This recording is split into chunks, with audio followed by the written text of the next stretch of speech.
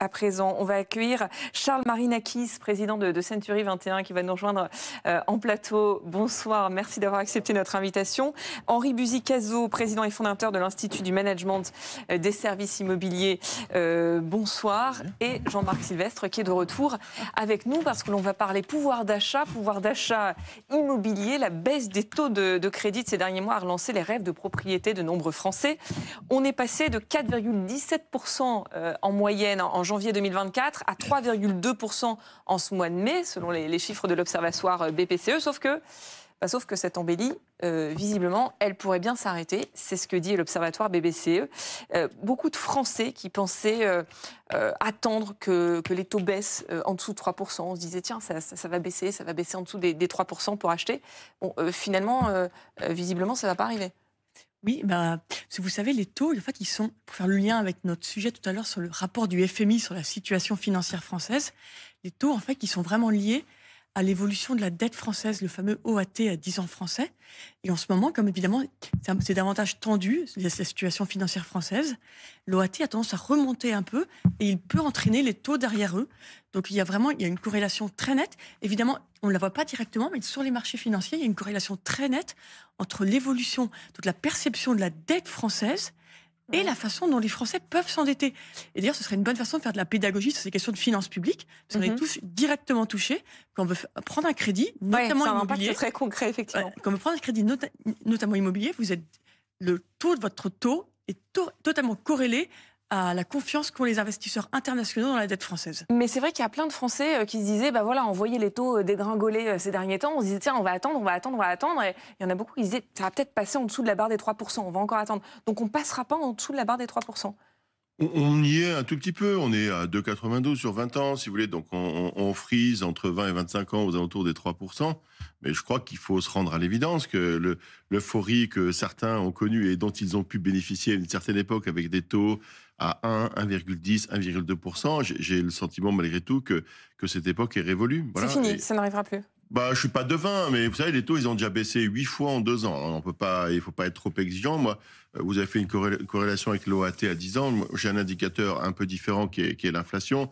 Ce que je remarque, si vous voulez, c'est qu'en 2022, l'inflation est montée à 5,9. Elle a embarqué avec elle une augmentation significative des taux. Puis elle est descendue ensuite à 4,2% en 2023. Et là, les taux ont commencé un peu à gesticuler. Et puis, c'est tombé à 2% en 2024. Et là, on a commencé à voir les taux baisser. Elle est à 0,80 aujourd'hui. Donc, il y a une tendance, si vous voulez, aussi de l'accompagnement du taux de l'inflation. Et j'ai l'impression que la Banque Centrale Européenne est assez fixée là-dessus. Puis, j'avoue qu'en ce qui me concerne, je vous dis honnêtement, c'est une bonne surprise, la dernière baisse des taux. Moi, personnellement, je ne m'y attendais pas. Donc, on l'a accueilli favorablement. Mais au-delà de ça, je crois qu'il faut se résoudre et les Français devront s'adapter à ça, que les taux, aujourd'hui, se situent globalement, que moi, pour ma part, je considère comme étant un taux raisonnable. Si vous avez une inflation qui va friser les 1,1%, 1,2%, avec des taux à 3%, il faut aussi comprendre que les banques, malheureusement, ne sont pas des établissements philanthropes et que donc, il y a un produit net bancaire aussi à aller chercher dans ce taux. Elles prêtent de l'argent pour gagner de l'argent. Vous avez constaté, vous, avec la baisse des taux de ces derniers trimestres, une vraie reprise du marché immobilier ou c'est resté quand même timide ? Non, vraiment, c'est assez marqué. Et la tendance, si vous voulez, elle a commencé à naître à la fin du dernier trimestre 2024, c'est-à-dire là où les taux ont commencé à vraiment baisser significativement. Et puis, c'est vrai que ce début d'année est plutôt un début d'année tonique au niveau du volume de transactions. Et encore une fois, c'est vrai que la dernière baisse des taux a amplifié un petit peu ce phénomène. Donc là, il y a une espèce d'ajustement des planètes, si vous voulez, dont je considère pour ma part qu'il est assez favorable de manière générale au marché, puisque des taux autour de 3%, finalement, ça reste cohérent et correct. Et puis des prix qui ont quand même beaucoup baissé sur les 2 dernières années. Et c'est l'alignement, si vous voulez, de ces 2 planètes qui fait que le marché a retrouvé de la Alors les prix, ça c'est important. De quel ordre les prix ont baissé ces derniers mois ? Alors là, c'est très disparate d'une région à l'autre. Mais on va dire que globalement, ça a baissé de l'ordre de 6 à 8%, et dans certaines régions, plutôt de 12 à 15%. Alors, on avait l'occasion de discuter dans les coulisses en disant qu'en Normandie, typiquement, les prix qui avaient augmenté de 25% dans la période post-Covid, c'était très largement redressé à la baisse. Voilà. Et où ça a continué à augmenter ? À Nice. À Nice, oui. Voilà. Paris nice. Aussi, j'imagine. Ah non, Paris, ça a baissé de 9%. Ça a baissé. Paris, ça a baissé de 9%. Bon. Ouais. Sous les 10 000 à Paris. On est en dessous les 10 000, 9 325 € le mètre carré, exactement, en moyenne à Paris. Voilà. En 2019, on avait annoncé, c'est la première fois qu'on passait la barre des 10 millions. On disait, où est-ce que ça va s'arrêter? Voilà, ça s'est arrêté. Bon, ça s'est arrêté, à voir comment ça va évoluer là maintenant dans les prochains mois, prochaines années. Cet arrêt de la baisse des taux, là vous disiez, on a vu quand même qu'il y avait un boom au niveau du marché immobilier. Est-ce que ça va avoir un impact sur le marché immobilier? Est-ce qu'il faut s'attendre à ce que ça ralentisse certains projets d'achat? Je vous disais peut-être des Français qui attendaient que ça baisse encore un peu plus. Bon, le point positif, c'est que on annonce aux Français que la baisse qui devait nous conduire peut-être à la fin de cette année à 2,5% ne sera pas là et qu'on va se stabiliser probablement autour des 3 que nous avons. Et donc l'attentisme, parce que c'est vrai que c'est un problème pour le marché, va disparaître dans les mois qui viennent. On a une visibilité de quelques mois. Pour le reste, ça n'est pas une bonne nouvelle, parce que quand les taux ont été multipliés par 4 en 18 mois, c'est ça qui s'est passé, hein, que 4,5, on a perdu un tiers des Français qui n'ont plus pu acheter, tout simplement. On en a récupéré avec la baisse qu'on a engrangée là ces derniers mois, on en a récupéré probablement un tiers de ce tiers. Alors ça veut dire qu'il y a une reprise, et elle est sensible chez les agents immobiliers, mais il y a une partie des Français qu'on n'a pas récupéré et qui sont encore aujourd'hui coupés, notamment de l'accession à la propriété, hein, ceux qui achètent leur résidence principale. Et troisième conséquence, on commençait à avoir une remontée des prix avec la baisse des taux. C'est souvent le cas. Bon, et ça, ce n'était pas une bonne nouvelle. Il va de nouveau, je pense, y avoir un assagissement avec ces taux qui vont résister. Et je continue à penser, je crois que c'est la. Donc vous allez dire que l'un aussi. dans l'autre, il va y avoir un équilibre entre les taux du coup qui arrêtent de baisser, donc oui. les prix qui vont arrêter de monter. Je crois qu'il est à souhaiter que l'arrêt provisoire de la baisse des taux, pour certaines clientèles, Charles l'a très bien dit, on est en dessous de 3. Mais enfin, en gros, on est à 3,2. Il risque d'y avoir une compensation heureuse par une continuation de la baisse des prix, alors qu'elle était en train d'être enrayée.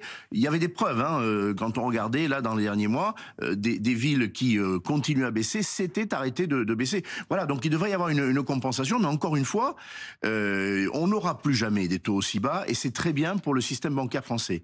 Ça a été dit par Charles, il faut être à 2,5% probablement dans les années qui viennent pour que les banques s'y retrouvent. Voilà.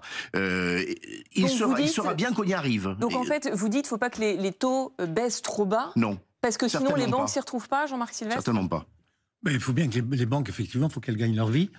Il y a quand même le facteur inflation qui joue quand même, hein, oui. Et qui corrige un peu. Enfin, on ne va pas souhaiter qu'il y ait de l'inflation pour pouvoir faire boomer l'immobilier. Que le taux soit important, je suis assez d'accord avec vous, mais enfin, moi j'ai l'impression quand même que pour acheter un immobilier, il faut d'abord en avoir besoin. Il y a énormément de gens qui ont besoin de se loger. 2, il faut les moyens en revenus, et non pas en taux, mais en charge de remboursement, c'est-à-dire le salaire. Et on sait très bien qu'on a un problème sur les salaires en France, et que tout ce qui se prépare ne va pas dans le bon sens, parce qu'on n'arrive pas à débloquer les fameuses charges sociales dont on a parlé très souvent. Et puis troisièmement, il faut qu'il y ait une atmosphère de prospérité. Et l'atmosphère n'est pas à la prospérité actuellement. L'atmosphère, elle est au recroquevillement. Je ne vois pas pourquoi vous allez changer de logement si vous n'êtes pas sûr de garder votre job, ou alors si on vous dit il va peut-être falloir se déplacer à 200 km au nord ou au sud, emmener les enfants et tout ça. Et ça, c'est un vrai problème que vous, professionnels de l'immobilier, vous n'avez pas résolu d'ailleurs, parce que ça permettrait de fluidifier le marché. On parlait tout à l'heure de l'épargne, les Français qui épargnent énormément et qui ont peut-être du mal aussi à investir parce que la situation est tellement incertaine. Oui, et puis ils sont inquiets, ils sont précautionneux, donc ils vont se mettre dans le livret A de la Caisse d'épargne ou dans des comptes bancaires à terme. Voilà, en gros. Alors la question que je me pose, c'est est-ce que vous n'êtes pas en train, vous professionnels, d'espérer l'afflux de la clientèle étrangère? Est-ce que une ville comme Paris, qui était en train de devenir une ville américaine, va casser ce mouvement-là avec l'histoire Trump, ou au contraire ça va se continuer? Parce que ça a été le moteur. Oui, mais ça reste l'épaisseur du trait, la clientèle étrangère. À Paris même? Non, à Paris, non. Même dans les grandes villes très attractives, dont Paris, le marché n'est pas fait par les étrangers. Après, très clairement, le marché français est attractif pour les Américains, tout particulièrement ces temps-ci, pour beaucoup d'autres destinations. Il reste très attractif, c'est un fait.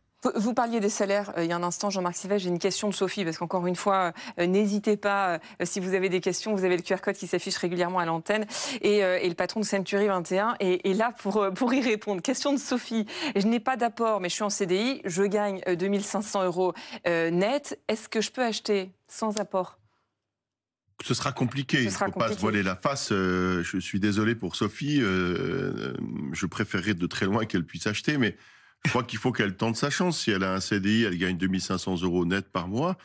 Ce qu'on oublie de dire, si vous voulez, c'est que la capacité d'endettement des Français, elle est parfaitement connue, elle est parfaitement caractérisée. Le Haut Conseil de la stabilité financière a déterminé la quotité de votre rémunération que vous pouvez consacrer au logement, qui est de 35%. Donc là, il faut que Sophie fasse son calcul en disant, voilà ce que je peux emprunter. Peut-être finalement être un peu plus raisonnable, si vous voulez, sur sa mensualité pour compenser l'absence d'apport personnel, et puis aller voir son banquier et essayer de négocier avec lui la possibilité de faire une acquisition. Mais il y a un ratio économique. Voilà, un plan de financement d'acquisition, ça reste une équation économique entre un prix d'achat, des droits d'enregistrement et de mutation, un apport personnel et une capacité d'emprunt. Voilà. Et les banques, c'est pas des entreprises philanthropiques. Non, c'est pas des entreprises. Et est-ce qu'il est souhaitable, je voudrais rebondir sur ce qu'a dit Henri, sans apport. On a eu à la fin, vous savez, de l'époque formidable où on pouvait emprunter à 1,1%.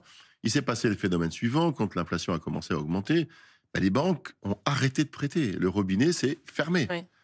En fait, la vraie question qu'il faut se poser, c'est est-ce qu'il vaut mieux avoir des taux moyens pérennes, d'accord, aux alentours de 2,5 à 3%, qui sont quand même digestes pour l'acquisition. Plutôt qu'un yo-yo.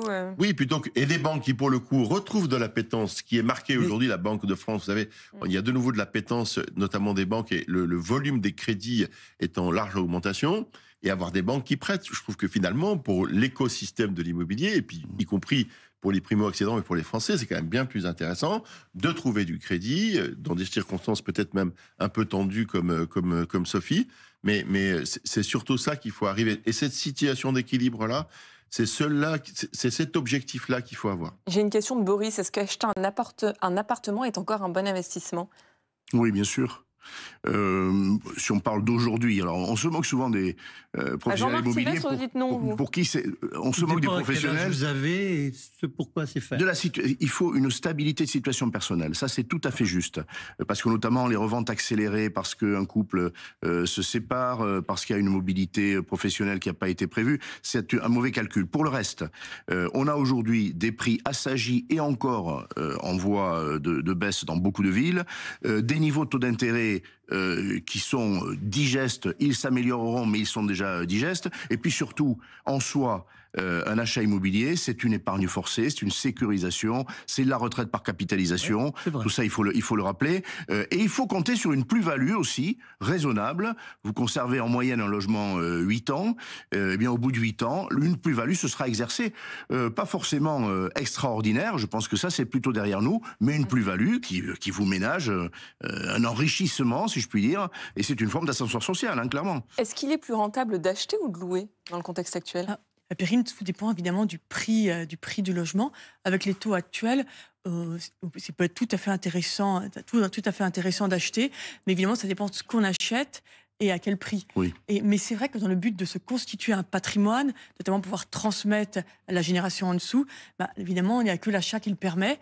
Donc acheter un bien sûr dans des centres-villes où vous ne risquez rien, ça reste une démarche très certaine, voilà, pour se constituer un patrimoine, mais c'est le seul moyen de se faire une retraite complémentaire. Voilà, c'est le seul. Mais je vous posais la question parce que je suis tombée sur cette étude de la société de conseil West Partner qui dit qu'effectivement, dans plus de 3/4 des départements français à horizon 20 ans, c'est plus intéressant d'acheter que de louer, mais c'est pas valable partout.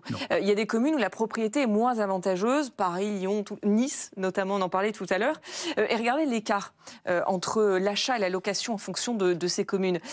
Par exemple, si je prends le cas de Paris, la différence entre les coûts de la propriété et ceux de la location, on est à 1 970 €. À Lille, il y a 1 510 € d'écart. À Montpellier, 1 830 € d'écart. Qu'est-ce que ça nous dit de l'évolution du marché dans ces villes-là ? Non, il y a un rapport direct, si vous voulez, entre... Là, on compare deux marchés, si vous voulez, qui sont difficilement comparables. Vous avez le marché de la transaction dans l'ancien, qui est celui de l'acquisition, et puis vous avez le marché de la location. Voilà. Et donc là, d'une ville à une autre, le rapport, si vous voulez, entre les deux, et mécaniquement, et vous l'avez dans cette analyse-là, là, ils ont aussi calculé la durée qu'il fallait pour amortir le temps d'achat. Hein, alors ça, on va en parler après, parce que c'est très intéressant, ça dépend des villes. Il y a un temps, il y a une inertie qui fait qu'au-delà d'une certaine période, c'est pas rentable vous ne pouvez pas, si vous revendez, vous n'arrivez pas à amortir l'investissement que vous avez réalisé. Mais je crois que ce qui est important, je me suis livré à une petite opération avant de venir ici, en me disant, tiens, je vais regarder ce que ça donne comme ça sur Paris. J'ai pris un appartement à la location dans le 18e arrondissement, 55 mètres carrés, quelque chose d'assez standard, et le loyer sur notre site, sur 121.fr, c'est 1 900 € de loyer. Voilà. Et puis j'ai regardé ce qu'on pouvait avoir à l'achat, l'équivalent. J'ai trouvé un 57 mètres carrés dans le 17e arrondissement, le quartier des Épinettes, 18e, quelque chose de très standard, et le prix, c'est 480 000 €. Donc si vous voulez faire cette acquisition, si vous voulez, il faut d'abord tordre le cou à l'idée, en tout cas dans des villes, des grandes agglomérations que vous avez citées, que considérer qu'on va payer en remboursement d'emprunt l'équivalent du loyer, c'est faux. Il faut avoir conscience que ça n'est pas vrai. Dans les grandes villes, ça n'est pas vrai. Parce que souvent, on dit, je vais acheter comme ça m'évitera de payer un loyer. Mais non, mais cette équation-là, elle ne marche pas. Elle marche à Mulhouse, qui est en tête de votre classement qui est là. Elle marche dans certaines villes de province, auquel cas il faut faire ce calcul-là. Mais dans les grandes agglomérations, il y a trop de décalage entre le prix du mètre carré et le loyer, fût-il plafonné d'ailleurs, ce qui est le cas à Paris, si vous voulez. Voilà. Là, j'ai fait un petit calcul, et quand vous achetez 480 000 €, vous allez payer 33 600 € de droits de mutation des TMO, et puis ça va vous coûter, in fine, 513 600 €. J'ai considéré que vous avez 15% d'apport, ce qui est beaucoup. Vous voyez, Sophie, elle n'avait pas d'apport. Ça veut dire un peu plus de 77 000 € d'apport. Il vous faudra emprunter 436 000 €, et ces 436 000 € sur 20 ans, ça fera 2 576 € par mois en remboursement, c'est-à-dire 600 € de plus que votre loyer. Voilà. Je prends volontairement ce cas parisien. Vous avez raison de le souligner. C'est pas le cas partout en France. Donc, il faut faire. On l'a dit souvent avec Henri, on partage cette conviction depuis quelques années. Il n'y a plus un marché de l'immobilier, il y a des marchés d'immobilier. Il y a tellement de disparités d'une ville à l'autre, d'une région à l'autre, etc. Ce raisonnement général, il vaut pas. C'est du cas par cas. Et moi, je crois que la raison, c'est combien Sophie, elle gagne 2 500 € net par mois. Je peux emprunter 35% de ça. Combien j'ai d'apport personnel? C'est quoi mon budget? Et il faut faire avec votre budget. Soyons raisonnables et raisonnés. L'achat immobilier d'une résidence principale, c'est un moment de joie et de plaisir. Ça peut pas être. C'est pour ça qu'on a 60% de locataires dans les villes où l'accession est très difficile. C'est le cas de Paris et de quelques autres métropoles. Ça, Toulouse, 60% Nice, de locataires. Entre autres. Et sur la durée pour amortir l'achat, ce que vous dites à l'instant, là aussi, les disparités. Très bonne question. Pourquoi n'a-t-on pas un marché hypothécaire qui soit beaucoup plus souple et beaucoup plus accessible? Alors, attendez. Vous avez raison. Vous avancez. Non, mais vous avancez parce que j'aimerais juste qu'on regarde les chiffres, parce que c'est quand même dingue les disparités qu'il y a d'une ville à l'autre. On va voir la carte qui va s'afficher. On s'est basé sur les données de Meilleur Agent.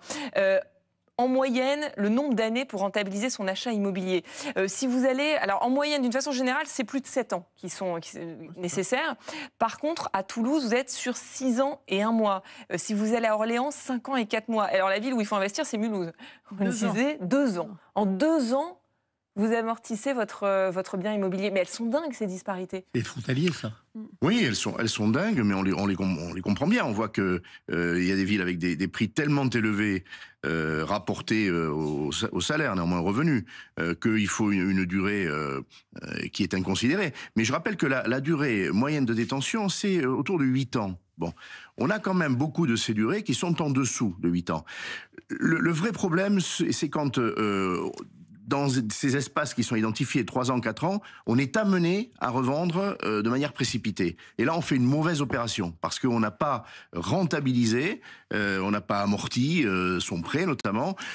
Voilà, donc il y a effectivement des marchés et il faut regarder ce chiffre-là pour se demander si on va être locataire ou si on va s'engager dans une opération d'accession. Non, mais moi, je veux bien qu'on raconte ce qu'on veut.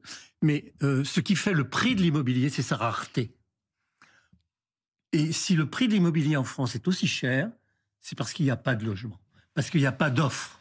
Et d'abord, cette offre est bloquée par les propriétaires qui bloquent eux-mêmes leur offre parce qu'ils ne la mettent pas sur le marché, parce qu'ils espèrent cette plus-value dont vous parlez, etc., etc. Mais débloquons les permis de construire, débloquons les constructions, débloquez l'offre et vous débloquerez le marché immobilier. Vous sortirez de cette crise. Oui, et vous avez raison. Non, mais pour la nouvelle génération. La question des logements vacants. La Cour des comptes a suivi la semaine En dernière plus, aujourd'hui sur les logements vacants. Il y a un deuxième. Et puis il y a toutes les normes de construction. Mais oui, et mais puis, ça rentre dedans. Et puis l'aménagement du territoire. On a congestionné 11 métropoles, on a mis 80% de la population sur 20% du territoire. Et il faut revenir, et les Français en plus nous l'indiquent, ils ont envie de vivre ailleurs, dans des villes moyennes, voire dans des communes rurales. Alors dans ces communes, il faut mobiliser les logements vacants, il faut construire. Ils le disent, mais s'il y a ces phénomènes de métropolisation, c'est aussi parce qu'à un moment, l'emploi n'allait plus... Oui, mais Et donc, les s'il y a de entreprises... l'offre, il y aura de la mobilité. Et les entreprises doivent y être, évidemment, bien sûr. C'est le préalable, c'est tout à fait juste. Mais c'est intéressant je crois que c'est depuis 2017, et c'est assez lié évidemment au mandat d'Emmanuel Macron, le taux de propriétaires a légèrement baissé en France. Il n'était jamais arrivé. Il a baissé d'un point. Avant, il augmentait en permanence, et on voit quand même qu'Emmanuel Macron a une politique qu'on comprend bien de mobilité. L'IFI, il était l'idée de taxer la propriété immobilière. Avant, on taxait autant les actions. On comprend l'idée. Il y a pas des coups de pouce d'ailleurs qui ont été mis en place pour les primo-accédants, justement, des aides pour maintenant il y a une nouvelle. Mais ça a apporté ses fruits. Mais globalement, on voit bien que c'est une vision d'une société qui doit être plus mobile. Mais moi, je pense quand même les Français ont encore ce désir d'être propriétaire pour en effet pour la retraite. Oui, et puis quand même derrière. Je crois que c'est 82% des Français. Et d'ailleurs, qui rêvent d'être propriétaires. Ça reste un rêve. Philosophiquement, il y a la question de l'enracinement, d'habiter quelque part. Et on dit bien que les citoyens, d'habiter quelque part, la question de racinement, ça reste très profond dans l'esprit. Et je pense que là-dessus, Emmanuel Macron a sans doute eu tort de vouloir prendre un peu de front ce sujet-là. Enfin, les gens ont envie d'être propriétaires et il ne faut pas, s'opposer à ce désir. Je souscris à 100%. Et vous dites c'est un peu plus de 82%. C'est 85%, le nombre de Français qui veulent être propriétaires.